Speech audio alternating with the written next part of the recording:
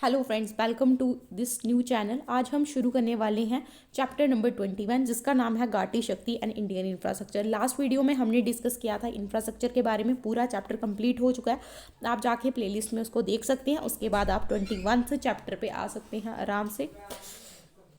तो हम स्टार्ट कर रहे हैं घाटी शक्ति एंड इंडियन इंफ्रास्ट्रक्चर में। इस चैप्टर का अगर हम बेसिक ओवरव्यू लें तो इस चैप्टर में हम समझने वाले हैं बेसिकली हमारा इंफ्रास्ट्रक्चर। अगर हम देखें एंशियंट टू मेडिवल मॉडर्न का एरा समझेंगे कि किस तरीके से हमारा इंफ्रास्ट्रक्चर का डेवलपमेंट हुआ, किस तरीके से बाद में सरकारें आई, किस तरीके से आज के टाइम पे हमारा इंफ्रास्ट्रक्चर डेवलप हो रहा है, और आगे आने वाले जो भी हमारे ईयर्स हैं, कुछ ईयर्स हैं, उनमें हम इंफ्रास्ट्रक्चर को लेके क्या क्या काम करने वाले हैं। तो सबसे पहले स्टार्ट करती हैं कि सबसे पहले हमारे पास आता है हिस्ट्रीज टेस्टिमोनी। ठीक है, अगर आपके पास बुक है तो बुक का होना तो बेसिकली इंपॉर्टेंट है ही है, क्योंकि हम जो भी एनालिसिस करते हैं वो बुक के अकॉर्डिंग करते हैं, तो आपके पास बुक होना बहुत ज़रूरी है। तो सबसे पहले अगर हम देखें तो हिस्ट्री टेस्टिमोनी की बात करते हैं कि अगर हम देखें कि हिस्ट्री में कैसे डेवलपमेंट हुआ हमारे इंफ्रास्ट्रक्चर का, तो हिस्ट्री हमें एक बहुत अच्छा जो टेस्टिमोनी है वो प्रोवाइड करता है। ठीक है, कि हमारा यहाँ पे इंडिया में बहुत से एम्पायर्स आए, उन्होंने राइज किया, फ्लरिश किया, फ्लॉन्डर किया। ठीक है, उसके साथ साथ ही जैसे एम्पायर्स बने उन्होंने कनेक्टिविटी, जो लॉजिस्टिक सेक्टर है हमारा, उसको भी अपना पार्ट बनाया। बट उस टाइम पे आपको पता है बहुत ही एंशिएंट टाइम चल रहा था, तो प्रॉपरली इतना अच्छा डेवलपमेंट नहीं हमें देखने को मिला। अगर हम बात करें चंद्रगुप्त मौर्य की और अशोका की, उन्होंने भी हाईवेज बनाए एंशिएंट रूट के टाइम पे, जिनको हम उतारपीठ के नाम से जानते हैं, और ये जो बने थे वो 3rd सेंचुरी BC में बने थे। उसके बाद आते हैं शेरशाह सूरी। ठीक है, आपने मेडिवल हिस्ट्री में इनके बारे में पढ़ा भी होगा। शेरशाह सूरी ने भी अपना जो नेटवर्क था उसको 16th सेंचुरी में एक्सपैंड किया, और जो हमारा एंशियंट पाथ था कॉमर्स का उसको भी रिबिल्ड किया।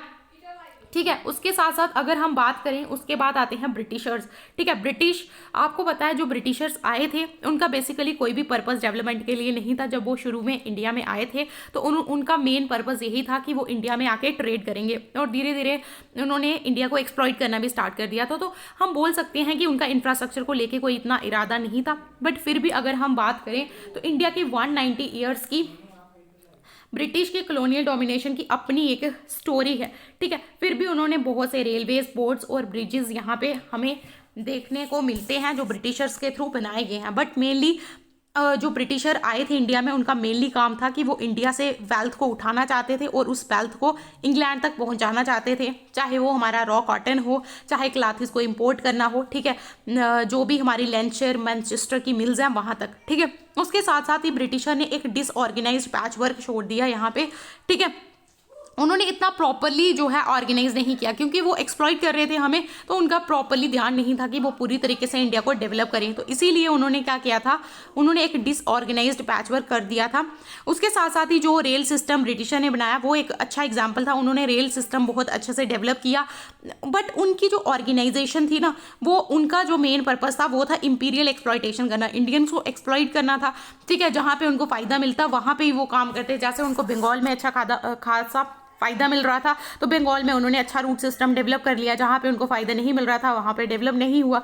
तो इस तरीके से हम बोल सकते हैं कि जो ब्रिटिशर के टाइम पे भी हमारा थोड़ा बहुत इंफ्रास्ट्रक्चर डेवलप हो चुका। फिर आता है, अगर आपको पता होगा कि हमारा देश 1947 को आज़ाद होता है। 1947 के बाद हमारा जो यहाँ पे कॉन्स्टिट्यूशन अडॉप्ट होता है 1950s में, और उसके बाद हमारा शुरू हो जाता है, हमारे यहाँ पे इलेक्शंस करवाए जाते हैं और कांग्रेस पार्टी रूल में आ जाती है। और अब फाइनली जो कांग्रेस पार्टी रूल में आ गई थी, अब वो क्या करेगी, काम करेगी। ठीक है, वो इंडियन इंफ्रास्ट्रक्चर को प्रमोट करेगी। तो अगर हम बात करें तो इंडियन इंफ्रास्ट्रक्चर में 3rd पॉइंट आता है वर्क इन प्रोग्रेस, कि जब कांग्रेस आई प्रोग्रेस में वर्क हो रहा था बट बहुत ही स्लो। ठीक है, उन्होंने बोला कि हमें स्लो चलना है। तो कांग्रेस रूल के अंदर हमारा जो पॉलिसी मेकिंग और जो एग्जीक्यूशन हो रहा था, जिस तरीके से पॉलिसीज बनाई जा रही थी और जिस तरीके से पॉलिसीज को एग्जीक्यूट किया जा रहा था, वो जो फ्रैक्शन स्टाइल था, मतलब उस टाइम पे प्रॉपर इतनी पॉलिसीज अच्छे तरीके से नहीं बन रही थी। ठीक है, तो उससे क्या हुआ, कहीं ना कहीं जो इंडिया का इकोनॉमिक डेवलपमेंट है वो पीछे रह गया, जिसकी वजह से लोगों के अंदर जो डिस्ट्रीब्यूशन का, वेल्थ का डिस्ट्रीब्यूशन था वो भी अनइक्वल हुआ, लोगों को प्रॉपर अपॉर्चुनिटीज़ नहीं मिल पाई। ठीक है, तो जो एग्जीक्यूशन और पॉलिसी मेकिंग में गड़बड़ी होने की वजह से आगे इतना सारा फ्लॉप हो गया। ठीक है, उसके साथ साथ जो न्यू इंफ्रास्ट्रक्चर डेवलपमेंट हमने सोचा था वो भी इतना अच्छे से कॉम्प्रिहेंसिव वे में नहीं हो रहा था, और अल्टीमेटली वो भी प्रॉपरली एग्जीक्यूट नहीं हो पा रहा था। और कहीं ना कहीं फिर हमने कौन कौन से साइन वर्ड्स को यूज़ करना स्टार्ट कर दिया कि हम जो है प्रोग्रेस में काम करेंगे बट हम थोड़ा धीरे काम करेंगे। तो जो अलग अलग डिफरेंट गवर्नमेंट डिपार्टमेंट्स थे वो कहीं ना कहीं काम करने लगे बिना कोऑर्डिनेशन के। जैसे उन्होंने क्या किया, न्यू रोडवेज बनाना स्टार्ट हो गए, ठीक है, ऑप्टिकल फाइबर केबल्स को लगाने शुरू हो गए, ठीक है, अलग अलग डिफरेंट काम होने लगे। बट क्या होने लगा कि प्रॉपरली यहाँ पे कोऑर्डिनेशन नहीं हो पाया, ठीक है। अब आता है हमारा जो मेनली चैप्टर का नाम भी है घाटी शक्ति, और उसका मेन पॉइंट भी है कि हमें घाटी शक्ति को समझना क्यों है। अब सबसे पहले चलते हैं घाटी शक्ति पर। तो अब हम समझेंगे घाटी शक्ति मास्टर प्लान को। क्या था घाटी शक्ति प्लान? देखो, जो प्राइम मिनिस्टर ऑफ इंडिया आते हैं, ठीक है, वो एक घाटी शक्ति प्लान लेकर आते हैं जिसके अंदर हम एक बोल्ड स्टेप रखते हैं कि हम जो नेशन की प्रोग्रेस है वो उसको गो स्लो से गो फास्ट में करना चाहते हैं। पिछले 7 सालों में हमारी गवर्नमेंट ने बहुत से स्टेप्स लिए, बहुत सी अच्छी अच्छी पॉलिसीज लाई, जिसके थ्रू हमारा जो प्लान था वो हम थोड़ा सिंप्लीफाई रख सकें, अच्छी अच्छी पॉलिसीज लेकर आ सकें और प्रोसीजर्स लेकर आ सकें, ताकि जो हमारा डेवलपमेंट है, इंडिया का डेवलपमेंट है, वो अच्छे से हो पाए। इसके साथ साथ ही गवर्नमेंट ने पिछले 7 सालों में जीएसटी लेकर आई, ठीक है, जिसके थ्रू हमने जो गुड्स एंड सर्विसेज पर टैक्सेशन का सिस्टम था उसको सिंप्लीफाइड किया। उसके साथ साथ हम जन धन आधार मुद्रा लेकर आए, जिसके थ्रू हमने डीबीटी मतलब डायरेक्ट बेनिफिट ट्रांसफर होगा, जो भी गरीब लोग हैं उनके बैंक अकाउंट्स में डायरेक्टली जो पैसा है वो ट्रांसफर कर दिया जाएगा, वो उसको लेके आए। उसके साथ साथ ही प्रधानमंत्री ग्राम सड़क योजना लेकर आए, जिसके थ्रू हर ग्रामीण क्षेत्र में सड़क बनाई जाएगी, ठीक है, उड़ान लेकर आए, ठीक है। उसके बाद जल मार्ग विकास, industrial and freight corridors, Bharatmala, Sagarmala, ये सारे जो प्रोजेक्ट्स हैं उनको लेकर आया गया। क्यों? ताकि हमारे जो कंट्री का इंफ्रास्ट्रक्चर और इंडस्ट्रियल प्रॉज हैं हमारी कंट्री के, उनको सिग्निफिकेंटली बूस्टअप किया जाए, प्रॉपर डेवलपमेंट किया जाए इंडिया में। और अब जब हमने इतनी चीज़ें लेकर आए तो हमारा क्या हुआ, कोविड-19 पैंडेमिक के दौरान गवर्नमेंट ने क्या लाया, 1 नेशन 1 रेशन कार्ड सिस्टम, ठीक है। उसके बाद आयुष्मान भारत डिजिटल मिशन लेकर आए, आत्मनिर्भर भारत मिशन हम लेकर आए, ठीक है, 2020 में। तो गवर्नमेंट का इसके थ्रू भी क्या मेन पर्पस था कि हमें इंडिया को सक्षम बनाना है, इंडिया को इंडिया जो है प्रॉपरली अपनी पॉलिसीज को फॉर्मुलेट करे, ट्रांसपोर्ट एडमिनिस्टर और 1 बिलियन जो डोजेज हैं हमने इस टाइम पे वो क्या किए, नोवल वैक्सीन के भी बनाए, ठीक है। तो ये हमने यहाँ पे काम किया। इंडिया जो है, इंडियन जो कंज्यूमर्स हैं वो टुडे एंजॉय सेम डे और next day deliveries on e-commerce platforms, ठीक है। और इंडियन के जो कंज्यूमर है वो आज सेम डे पे ही या नेक्स्ट डे पे डिलीवरीज भी इंजॉय कर रहे हैं, ठीक है। उसके साथ साथ टाइम आ गया है कि गवर्नमेंट अभी जो ये स्टैंडर्ड्स हैं उनको डिलीवर कर पा रहे हैं, क्योंकि हमारा जो लॉजिस्टिक सेक्टर है, हमारे रोड्स जब डेवलप होंगे तो ये सारी जो डिलीवरीज हैं ये बहुत तेज़ी से होंगी, ठीक है। तो इंडिया का जो लॉजिस्टिक सेक्टर है ऑलरेडी वो कौन से कितने मार्केट तक पहुंच गया, 200 बिलियन मार्केट तक पहुंच चुका है, और लग रहा है कि 10% ग्रो हो जाएगा अगले आने वाले 5 सालों तक। और ये प्रॉपरली कहाँ तक पहुंच जाएगा, $330 बिलियन तक। एंड आगे आने वाले 5 सालों में जो पावर है वो 5 ट्रिलियन इकॉनमी तक पहुंचने वाली है। तो इसीलिए जो कॉस्ट है इंडियन लॉजिस्टिक की वो हाई है। उसमें जो हमारा जीडीपी है उसमें भी कास्ट हमारा मतलब हमारा मैक्सिमम जीडीपी का 13 to 14% जो पार्ट है वो हमारा लॉजिस्टिक सेक्टर में हमें यूज़ करना पड़ता है। अगर हम डेवलप्ड नेशन की बात करें तो डेवलप्ड नेशन अपने इस सेक्टर पे सिर्फ 8 से 10% अपने जीडीपी का खर्च करते हैं, बट इंडिया को थोड़ा ज़्यादा खर्च करना पड़ रहा है क्योंकि इंडिया का लॉजिस्टिक सेक्टर अभी प्रॉपरली इतना अच्छे से डेवलप नहीं है। फिर अगर हम बात करें नेक्स्ट चीज़ की, वो है सिक्योर्ड इंफ्रास्ट्रक्चर रेटिफिकेशन बाय घाटी शक्ति की। इसके अंदर हम क्या करने वाले हैं, अगर हम इसकी बात करें तो यहाँ के अंदर हम क्या करने वाले हैं। अब अगर हम नेक्स्ट बात करें, जो ये पॉइंट है, ये पॉइंट यहाँ पे ये कहना चाहता है कि इंडिया का जो जितना भी इंफ्रास्ट्रक्चर, अगर हम इंडिया की बात करें तो इंडिया का जो भी मैक्सिमम जो ट्रांसपोर्ट होता है वो रोड के थ्रू ही होता है। मतलब मान लो 60 to 65% का जो भी काम होता है वो सारा हम रोड से करते हैं। अगर हम डेवलप्ड कंट्रीज की बात करें तो उनका जो काम है रोड से वो 25 से 30% का होता है, ठीक है। बट हमारा जो इंडिया की बात करें तो यहाँ पे 60 to 65% जो है हम रोड्स को ही यूज़ करते हैं। अगर हम बात करें रेल की तो रेल, अगर हमें रेल को यूज़ करना होगा तो वो एक्सेसिबली कोल पे डिपेंड है। उसके बाद हमारे अगर डोमेस्टिक वाटरवेज की बात करें तो हमारे जो डोमेस्टिक वाटरवेज है उनमें बहुत से चैलेंजेस हैं, ठीक है, क्योंकि आपको पता होगा हमारी जो रिवर्स हैं, अभी हमने जो वाटरवेज हैं वो हमारे प्रॉपरली डेवलप नहीं है इंडिया में, वो काफ़ी ज़्यादा चैलेंजेस फेस कर रहे हैं, जिसकी वजह से हमें जो मैक्सिमम हमारा जो है वो रोड से काम होता है, ठीक है, और उनकी कॉस्ट भी हमें ज़्यादा पड़ जाती है। उसके बाद जो हमारे रिटर्न लोड है, उनकी अनअवेबिलिटी है, उसके साथ साथ अगर हम और कहीं चीज़ से, अगर और किसी चीज़ से हमें काम करना होगा तो हमें एक हाई बोगेज कास्ट देनी पड़ेगी स्पेशलाइज वैसल के लिए, ठीक है, और डोमेस्टिक कंटेनर की भी एक हाई कास्ट हमारे लिए पड़ जाती है। इसीलिए हम क्या करते हैं, रोड्स के थ्रू ही ज़्यादा मैक्सिमम जो काम है वो कर देते हैं। उसके बाद नेक्स्ट आता है कि जो घाटी शक्ति नेशनल मास्टर प्लान है क्या, ठीक है। यहाँ पे अगर हम बात करें तो इस प्लान के अंदर हम एक न्यू एरा का इंफ्रास्ट्रक्चर डेवलपमेंट करने वाले हैं, मल्टी मॉडल लॉजिस्टिक्स को हम डेवलप करने वाले हैं। गवर्नमेंट का मेन पर्पस यहाँ पे इंफ्रास्ट्रक्चर डेवलपमेंट के ऊपर ही गवर्नमेंट बात कर रही है। इसी वन प्लान के अंदर हम मल्टीपल मिनिस्ट्रीज आएंगी और इंफ्रास्ट्रक्चर को डेवलप करने की बात करती हैं, ठीक है। हम यहाँ पे डिफरेंट तरीके के लॉजिस्टिक्स को डेवलप करेंगे ताकि जो हमारी ट्रैवलिंग की कास्ट है उसको कम किया जाए, कम्पिटिटिवनेस को इंक्रीज किया जाए, ठीक है। उसके साथ साथ लोगों के लिए अच्छी जॉब्स को क्रिएट किया जाए, ठीक है, अच्छा इन्वेस्टमेंट आए, ठीक है। उसके बाद गवर्नमेंट ने कहीं ना कहीं यहाँ पे बात की है कि हम टेक्नोलॉजी का यूज़ करेंगे, ठीक है, न्यू टेक्नोलॉजीज़ का यूज़ करेंगे, मैपिंग का यूज़ करेंगे ताकि हम एक ऑनलाइन डैशबोर्ड क्रिएट कर पाएँ, ठीक है। उसके साथ साथ हम सेंट्रल और स्टेट एजेंसीज डिपार्टमेंट्स को साथ में लगाएंगे, public sector undertaking, private players सभी को साथ में लाकर एक अच्छा डेवलपमेंट करना चाहते हैं इसके अंदर, ठीक है। तो आपको समझ में आया, घाटी शक्ति मास्टर प्लान के अंदर हम एक प्रॉपर इंफ्रास्ट्रक्चर डेवलपमेंट करेंगे, न्यू टेक्नोलॉजी का यूज़ करेंगे, मिलियंस लोगों के लिए जॉब्स को क्रिएट करने की कोशिश कर रहे हैं, ठीक है। तो ये हमारा सारा कहाँ पे हो रहा है, घाटी शक्ति मास्टर प्लान के अंदर। अगर हम बात करें उनके टारगेट्स की तो आपकी स्क्रीन पे भी आपको शो हो रहे हैं क्या क्या टारगेट्स है। सबसे पहला टारगेट हमारा यही है, ये टारगेट हम जो इंडियन गवर्नमेंट ने वो सेट किए हैं 2024-25 के लिए कि हम प्रॉपर इंफ्रास्ट्रक्चर को डेवलप करेंगे। अगर हम बात करें, यहाँ पे हम बात करते हैं कि हमारे जो नेशनल हाईवेज हैं उनको हम सबसे पहले एक्सपैंड करेंगे, ठीक है।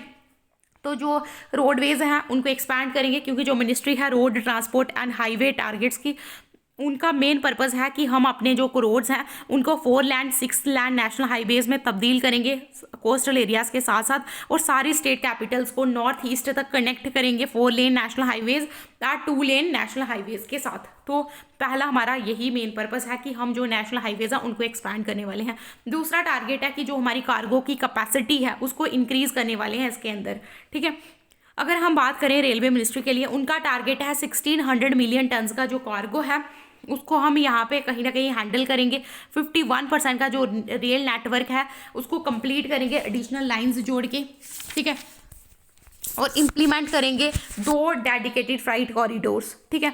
शिपिंग सेक्टर के लिए टारगेट सेट किया गया है 1759 मिलियन टन्स का टोटल कार्गो कैपेसिटी हम हैंडल करेंगे, कहाँ पे, पोर्ट्स पे, ठीक है। उसके बाद बोलते हैं कि हमारा जो फुटप्रिंट है, एविएशन फुटप्रिंट है, उसको डबल कर रहे हैं, doubling the existing aviation footprint. मतलब जो मिनिस्ट्री है सिविल एविएशन की, उसका टारगेट है कि हमारे जो एयरपोर्ट्स हैं, जो न्यू एयरपोर्ट्स हैं, हम उनको 220 न्यू एयरपोर्ट्स बनाने वाले हैं, हेलीपैड्स बनाने वाले हैं, वाटर एयर ड्रोन्स बनाने वाले हैं 2025 तक, और इसमें भी हम क्या करने वाले हैं, 109 फैसिलिटीज़ को डेवलप करने वाले हैं, ठीक है। उसके साथ साथ बोलते हैं कि हम पाइपलाइन को, नेटवर्क को भी कंस्ट्रक्ट करने वाले हैं। गवर्नमेंट का एम है कि हम जो गैस पाइपलाइन नेटवर्क है उसको भी 34,500 किलोमीटर्स तक बिल्ड करने वाले हैं। उसके साथ साथ एडिशनली 17,000 किलोमीटर का लॉन्ग ट्रंक पाइपलाइन बनाने वाले हैं जो मेजर हमारे डिमांड और सप्लाई सेंटर्स को क्या करेगा, कनेक्ट करेगा। उसके साथ साथ हम अपना ट्रांसमिशन नेटवर्क को एक्सटेंड करने वाले हैं। जो टोटल ट्रांसमिशन नेटवर्क है उसको 0.5 मिलियन सर्किट किलोमीटर से, और उसके बाद हमारी बात हुई है कि हम रीन्यूएबल एनर्जी कैपेसिटी को भी इंक्रीज़ करेंगे, कहाँ तक, 225 गीगावाट तक। उसके बाद हमारा जो micro small and medium enterprise sector है उसको भी बूस्ट करने वाले हैं। इसमें अंदर हम 11 इंडस्ट्रियल कॉरिडोर्स को बनाने वाले हैं जिसका मेन पर्पस होगा कि 1.7 लाख करोड़ ये अचीव करेगा in defence production and having 38 electronics करेंगे। उसके साथ साथ हमारा 109 पैरासिटामिकल क्लस्टर्स में डेवलप करने वाले हैं, और इस स्कीम में ह्यूजली हमारा जो micro small and medium enterprises sector है वो उसको बेनिफिट करेगा। उसके साथ साथ ही हमारा जो कंट्री के रिमोटेस्ट एरियाज़ है उनको भी हेल्प करेगा, उनके लिए भी अपॉर्चुनिटीज़ लेकर आएगा ताकि उनका भी इंक्लूसिव ग्रोथ हो सके। अब नेक्स्ट पॉइंट आता है हमारा कि घाटी शक्ति and transformation of India's infrastructure future क्या है। घाटी शक्ति और जो हम घाटी शक्ति के अंदर देख रहे हैं उसका आगे वाले फ्यूचर में हमारा क्या हेल्प हो सकती है, उसको अगर हम देखें तो बोलते हैं, एक रिसेंट स्टडी किसने की थी, कन्फेडरेशन ऑफ इंडियन इंडस्ट्रीज़ ने। उन्होंने बोला था कि इंडिया का जो लॉजिस्टिक सप्लाई चेन कॉस्ट है वो आज के टाइम पे 14% उसके जीडीपी में पड़ता है, यानी कि 14% आज के टाइम पे हम खर्च करते हैं अपने जीडीपी का, किस पे, अपने इंफ्रास्ट्रक्चर में। तो अगर हम यूएस यूरोप की बात करें तो उनका जो लॉजिस्टिक सप्लाई कास्ट है वो 8 to 10% है। हमने बात की थी कि जो भी डेवलप कंट्रीज़ हैं वो 8 to 10% अपना खर्च करती हैं, जबकि इंडिया ज़्यादा खर्च कर रहा है। बाकी साउथ एशियन कंट्रीज़ की बात करें तो with the similar cost structure as India, जैसे वियतनाम और Malaysia, are said to fare better on World Bank, और वो भी इतना ही खर्च कर रहे हैं, मतलब 14% ही खर्च कर रहे हैं, बट उनकी जो वर्ल्ड लॉजिस्टिक परफॉर्मेंस इंडेक्स है उनमें उनकी रैंक जो है बहुत अच्छी है। बट बहुत सी प्लान्ड एक्टिविटीज़ के साथ जो प्रधानमंत्री घाटी शक्ति प्लान है उसके कुछ एम्बिशियस टारगेट हैं जो कि गवर्नमेंट ऑफ इंडिया ने सेट किए हैं 2024-25 के लिए, जिसके थ्रू हम कहीं ना कहीं बात कर रहे हैं कि जो हमारे सप्लाई चेन है हमारी कंट्री की, ठीक है, उसकी इनएफिशिएंसी को थोड़ा कम किया जाए। हम भी कोशिश करेंगे कि जो हमारा कंट्री का जीडीपी है वो हम ज़्यादा ना खर्च करें, 8% तक ही खर्च कर पाएँ, बट उसके लिए हमें थोड़ा टाइम लगेगा, ठीक है। उसके बाद अगर हमारे जो ये इंफ्रास्ट्रक्चर प्रोजेक्ट्स हैं अगर ये सक्सेस होते हैं तो इनके लिए हमें कम से कम पॉलिटिकल इंटरवेंशन भी चाहिए होगा। उसके साथ साथ सेंट्रल गवर्नमेंट और जो स्टेट गवर्नमेंट है वो दोनों साथ में आए, पार्टिसिपेशन और कॉपरेशन के साथ काम करेंगे तो प्रॉपरली जो ये हमारा काम है वो हो पाएगा। अगर हम बात करें कि इंडिया का जो घाटी शक्ति इंफ्रास्ट्रक्चर प्लान है वो कहीं ना कहीं हर एक जो हमारा सेक्टर है उसमें अच्छा, हर एक डिपार्टमेंट में अच्छा जो है एक बदलाव लेकर आएगा। उसके साथ साथ जो हमारा इंफ्रास्ट्रक्चर डेवलप सेक्टर है उसको ट्रांसफॉर्म करेगा और इंटीग्रेटेड और बहुत अच्छी जो है विद इन एक कास्ट के अंदर हमें अच्छी चीज़ें प्रोवाइड कराएगा। इसके थ्रू जो हमारी प्राइवेट कंपनीज हैं वो भी मोटिवेट होंगी और वो भी इंडिया के जो गवर्नमेंट के प्रोजेक्ट्स हैं उनमें एसोसिएट करेंगी, इन्वेस्टमेंट बढ़ेगा, ठीक है, और इंडिया की इकॉनमी कहीं ना कहीं से बूस्ट होगी अगर इंडिया का जो ये घाटी शक्ति प्लान है वो अच्छे से काम करता है। तो यहाँ पे हमारे लिए डिफ़िकल्ट ही है कि हम फुली बता सकें कि इस प्लान का क्या मेन आगे हो सकता है, प्लान सक्सेसफुल है या नहीं है। तो ये थोड़ा सा डिफ़िकल्ट है इसका डेवलपमेंट और इसके इंफ्रास्ट्रक्चर को बात कहना, बट यहाँ पे हमारा पॉइंट यही है इंडियन हिस्ट्री का कि हम इंडिया के इंफ्रास्ट्रक्चर को इसके अंदर कम्प्लीटली ट्रांसफॉर्म करने की बात करते हैं कि कम्प्लीटली हम जो इंडिया का इंफ्रास्ट्रक्चर है उसको प्रॉपरली चेंज करेंगे, ठीक है। उसके साथ साथ हम जो है अपनी बात करते हैं कि हम जो वर्ल्ड में आने वाली आगे की जो इकॉनमीज़ है उनके साथ लीड कर रहे हैं, तो फ्यूचर जनरेशन कहीं ना कहीं इनको देखेगी और उसके साथ साथ ही जो पीएम घाटी शक्ति मास्टर प्लान है उसके ऊपर काम भी होगा, ठीक है। तो आई होप ये था हमारा पूरा चैप्टर। आज मैं पीपीटीज नहीं बना के लाई थी क्योंकि चैप्टर काफ़ी छोटा था और आई होप आप लोगों को ये चैप्टर अच्छे से समझ में भी आया होगा और काफ़ी इजी चैप्टर था, आपको इजीली समझ में आ जाएगा। मैंने पूरी कोशिश की है कि इस चैप्टर के अंदर आपको चीज़ें इजीली समझ में आ जाए। ज़्यादा कुछ इस चैप्टर में टफ तो है नहीं, आपने भी देख लिया कि हमारा जो हिस्ट्री से शुरू होगा कि हिस्ट्री में कैसा इंफ्रास्ट्रक्चर और अभी क्या चल रहा है और आगे आने वाले टाइम पे हमारा क्या फ्यूचर प्लान हो सकते हैं इसको लेके। सो अगर आपको वीडियो पसंद आई लाइक करें, शेयर करें, सब्सक्राइब करें। मिलती हूँ नई वीडियो में जल्दी ही। Till then bye bye.